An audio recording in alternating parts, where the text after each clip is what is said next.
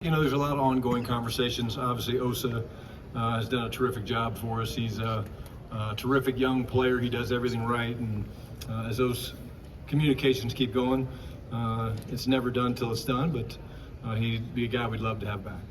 I know you haven't had a lot of time to reflect here, but 1 month as a head coach for the first time in your career, how would you describe what this past 4 weeks have been like for you? Really busy.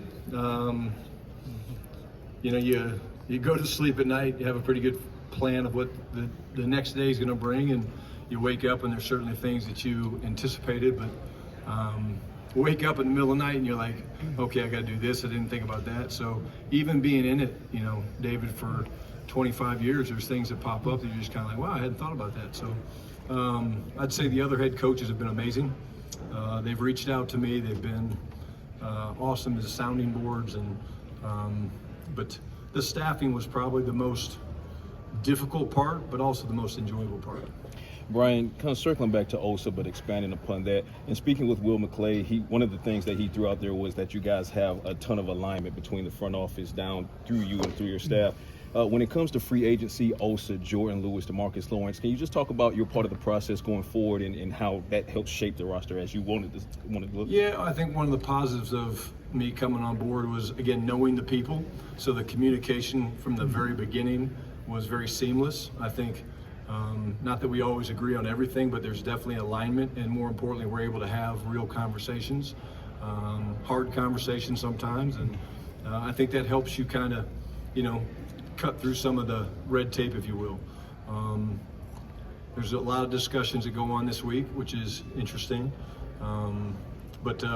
Yeah, I love the process. I love the meetings with Steven and Jerry and Will, and just having sat through the interviews for the past couple days. I think Will and Mitch do a great job of setting the table for us. You've been a long time for this. Getting a sense, has it hit you yet that I got to run this thing now? It comes and goes. Usually I'm so busy, it pops up at different times, but I'm ready for it. Always have been.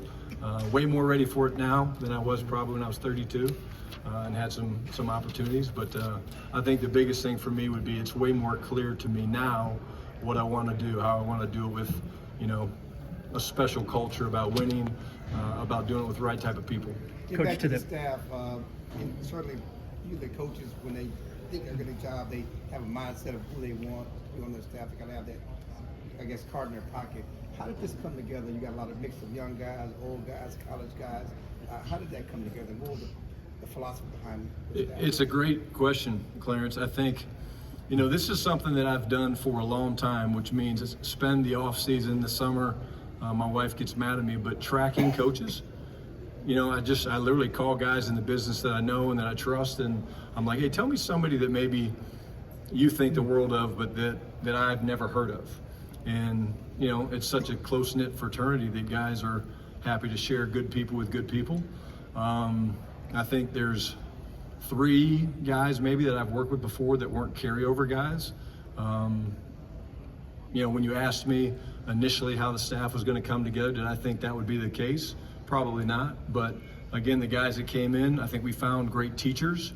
We found guys that were incredible people, and I have a real big belief in fundamentals. And so I think if you look at all the coaches that we've added, both young, old, the ability to train fundamentals and the developmental process of our players is critical. Coach. And one last thing, I know for a fact our players are going to feel the passion and energy of this staff.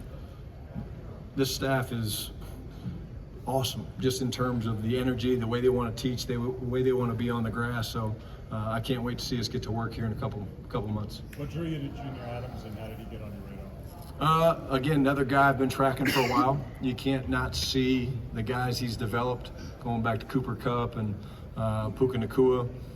Again, it takes time. It takes a lot of time to do research into these guys, and he's a guy that's come highly recommended, I would say, for the last couple of years.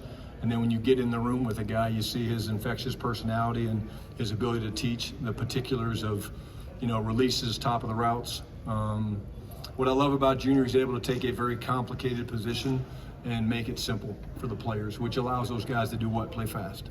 and he's going to do a great job, and I'm excited for him. But I know he's really excited about the opportunity to break into the league.